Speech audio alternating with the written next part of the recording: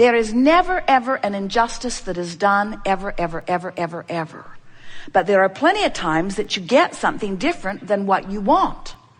But when you get something different from what you want, it's not because an injustice has occurred. It's because you've got a different dominant vibration than your own desire. Don't you love knowing that? Not so much. So what it means is, it's important for you to relax in whatever's happening and accept. That's the most important thing. Accept that whatever's happening, whatever it is, whatever is manifesting is an indication of what? An indication of your vibrational balance. An indication of your vibrational balance. An indication of your vibrational balance. So not only do you have the benefit of emotions that let you know how you're doing pre-manifestationally, but you have stuff showing up that is your indicator of your vibrational mix post-manifestationally. So Esther's first knee-jerk response was, that's just fine. This campground has been a pain in the... Yeah. For the entire 7, 8, 9 years we've been coming here. They never promised to give me what I want. And we say, you really don't want to need promises and confirmations from other humans, especially those who have a lot of other campers to please. You really don't want to depend on someone else's promise for the way your life turns out. You want to depend upon your vibration over which you have complete control. So we'll be talking today about anything that you want to talk about. We're eager to talk about whatever it is. But we want to give you fair warning that we have complete awareness of what you have already amassed over here in your, what we are calling vibrational reality. What we are calling this vortex of creation, where all things that match your desire have been assembled. All cooperative components have been assembled. The question is, are you a cooperative component?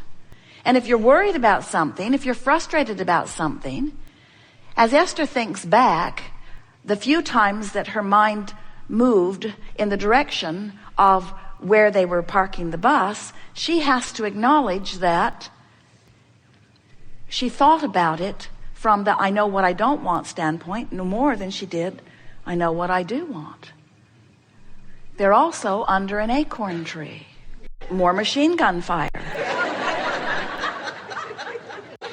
And so when they go to move the bus, it's necessary that they find a ladder taller than any one you've ever seen to climb up on top of the bus to sweep off the extended rooms, because they can't bring them in when there are nuts on the top of the bus. So as Esther is hearing the nuts falling, she is remembering how much she didn't like hearing them falling last time. And she is remembering how specific she was about not wanting to be under the falling nut tree again. And she is remembering that she had the experience, didn't like most of it, got in the bus and drove away and never thought about it again until she returned. In other words, no effort whatsoever about cleaning up vibration. Just living it, complaining about it, not liking it, feeling the injustice of it, threatening to cut the tree down herself. It's a really big tree. And then driving away, not returning to that thought vibration, but leaving it right where it was, waiting for her. So the people who are establishing the new assignment are inspired by the power of her vibration to put her right there on that spot where she belongs. There's no injustice ever, is there? So The fair warning that we are giving you is that in all that you are living, you've launched these rockets of desire and you've put them into your vortex of creation. And they are being tended by the larger part of you. They stand as present tense. And this is the thing that we really want you to hear. What you have launched forward, when you know what you don't want, you know what you do want, even though you're speaking of what you don't want, the equal and opposite desire goes forward. And the source within you rides that rocket of desire and holds that spot. That's what the evolution of all species is about. That's why life gets better and better and better for all beings, for all consciousness at all times. And so as we are visiting with you, even though you may have something going on, and clearly you do, there are all kinds of vivid things that are happening in your experience, and much of them you like and much of them you don't want. In other words, Jerry and Esther have a magnificent life. As we tell this story, there are glitches in their vibration and there are glitches in your vibration. And that's really what we want to talk about. We want to talk about how to work the glitches out of your vibration. How to bring yourself consciously into alignment with what you really want and who you really are. Because there is the way you gain control of your experience. You have to give up your effort at controlling the uncontrollable. Jerry and Esther have befriended so many people at that campground, thinking that they would have an inside scoop on how the campsites were assigned. And it never works out because no one can buck their current. In other words, you cannot receive from anyone, even very well-meaning people, something that defies the vibration that you got going on. You got one choice and one choice only, and that is to line up with what you want by giving more attention to it than the opposite. So, what do you want to talk about? It is our promise that we will do our best to stand inside your vortex and call you this way. And if you are too far from the vortex, you won't hear us. We'll just annoy you. So we won't call you forward at all. If you're too far from the vortex, it will be annoying for you and annoying for everyone who's listening in. So as we're reaching around the room for you, if you have something that you want to talk about and we feel that you are in the vicinity of the vortex where there is a possibility of bringing you in relatively easily, those are the conversations that we will have today. We want you to understand that if you are somewhere on this emotional scale where fear and anger and depression are on the far removed end of resistance, and love and appreciation and friskiness are on the other end, where depression and fear indicate your feeling of powerlessness, and joy and love and appreciation indicate your feeling of empowerment. On this emotional scale with all of the emotions in between, the doorway to this vibrational vortex that we are talking about is somewhere between hope and belief. So if you're in the range there, then it's easy to call you in. So, life caused you to become more, and you're not going. Not right now. Because you're still beating the drum of why you ask for it. I really, really need it, and it's wrong that I don't have it, and those other ones over there have got it, and I don't think it's fair, and when am I going to get my share, and I really want it now. And so, as you are observing life, there are plenty of things that are happening today in your life that are not exactly as you want them to be. But if you could understand that in all of that living of life, you've been asking for improvement, even if you are only a one-celled organism, you've been asking for improvement. You're far more than that. You're genius, leading-edge creators. As you are asking for more, that asking has already actualized vibrationally.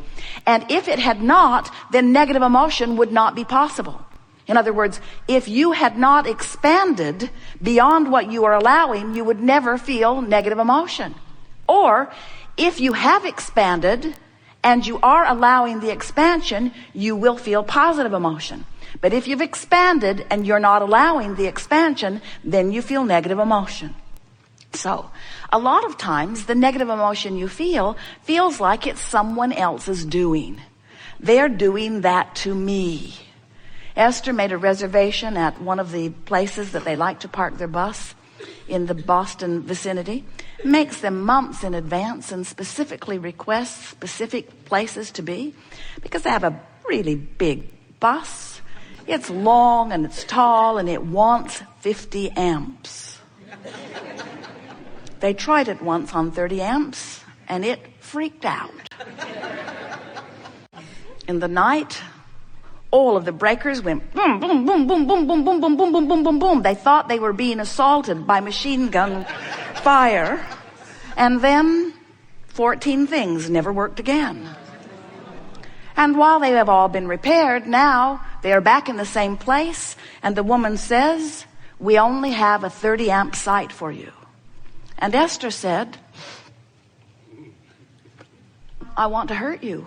Well, it's a knee-jerk reaction. When someone hurts you, don't you want to hurt them back? And doesn't it feel like it's somebody else's fault? And Esther said, seriously, I would have never, ever, ever agreed to that, because we've had experiences in this park with 30 amps. And the woman said, well, we record every phone call. And Esther said, that's good for me, because I know that I requested with great specifics a 50 amp site. And so they dug up the recording. It was really interesting, because in 14 different ways, Esther specifically acknowledged how important it was that they have 50 amps. But in one small, unheard by Esther sentence, the woman had said, sometimes we cannot guarantee, because someone may get there before you do and take the power from your pole.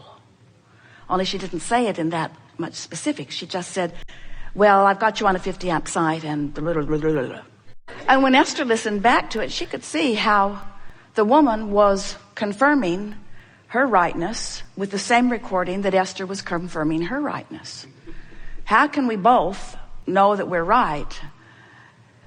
Now, what we're getting at is, so something that should not have happened, happened. Or should it have not happened? Or should it have happened? In other words, as Esther listened back to the recording, she realized how many times she mentioned how important 50 amps were, from her place of clearly knowing that she didn't want 30 amps. In other words, it's tricky, isn't it? In other words, the way it turned out, and what Esther now knows about law of attraction, which she's been arguing with all day, but she knows that she is not the one exception in all of the universe, although she thinks that if anyone should be, it should be her. But Esther acknowledged, because of the way it turned out, because the way things manifest, that's your proof, isn't it? The way things manifest is your proof of what's going on in your vibration. Oh, that's painful to hear. What's happening is proof. What's happening is an indication of my vibration. Abraham, give me a break. Didn't you hear the recording? We said we heard the universal recording. We heard the same recording that law of attraction heard. We heard your concern about a 30 amp site, which was far, far, far more vivid than your appreciation of a 50 amp site.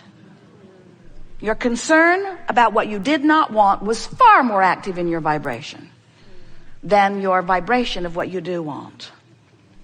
Well, that right there explains to all of you the reason that it's nobody else's fault, anything that happens to you. And while we acknowledge it sure feels better to blame somebody else than it does to accept your own stupidity, well, we got just a little carried away there, than it does to accept your own guilt, in every case, whatever is coming to you is a vibrational indicator of what you've got going on vibrationally. And so if we were standing in your physical shoes and something happened in our experience and we did not like it, we would bring ourselves into an awareness of what we prefer, and we would practice the preference so often and so vividly that there could never again be confusion on the part of the universal manager who arranges all campsites for all campers. Talk about a really effective concierge in the sky.